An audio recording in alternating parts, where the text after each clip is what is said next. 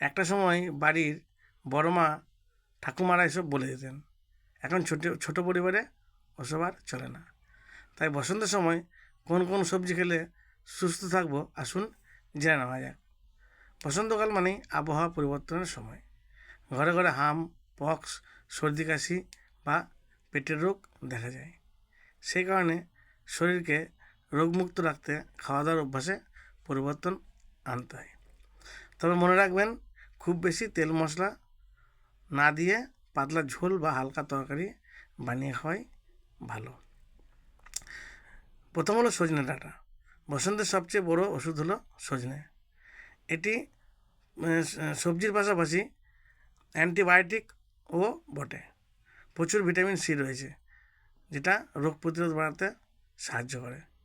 বসন্তকালে পক্স বা viral fever দূর করতে সজনে ডাঁটা বা ফুলের চচ্চড়ি খুব উপকারী। 2 নম্বর সেটা হলো কচি নিম পাতা। এই সময়টায় নিম বেগুন খাবার সময় নিম পাতা রক্ত পরিষ্কার করে এবং শরীরকে ব্যাকটেরিয়া মুক্ত করে।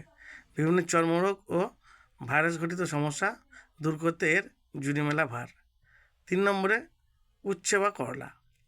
উচ্ছে বা করলা শরীর থেকে বিষাক্ত পদার্থ বার করতে সাহায্য করে, লিভার ভালো থাকে এবং হজম শক্তি বাড়ায়। ঋতু পরিবর্তনের সময় শরীরে যে আলস্য বা বিষক্রিয়া তৈরি হয় তা দূর করতে সাহায্য করে। 4 নম্বর হলো লাউ বা কুমড়ো। এই সময় রোদের তেজ প্রচণ্ডভাবে বাড়তে থাকে, সেই কারণে শরীর হাইড্রেটেড রাখা জরুরি। লাউয়ের জলের পরিমাণ বেশি থাকে, শরীর ঠান্ডা রাখে এবং কোষ্ঠকাঠিন্য দূর করে। কুমড়োতে থাকা বিটা ক্যারোটিন রোগ প্রতিরোধের ক্ষমতা বাড়ায়। 5 নম্বরে থোর বা মোচা। আয়ুর্বেদের মতে এই সময় আয়রন ও ফাইবারের সঠিক ভারসাম্য রাখা শরীরের দরকার। থোর ও মোচা রক্তাল্পতা দূর করে এবং পেট পরিষ্কার রাখতে সাহায্য করে। ধন্যবাদ।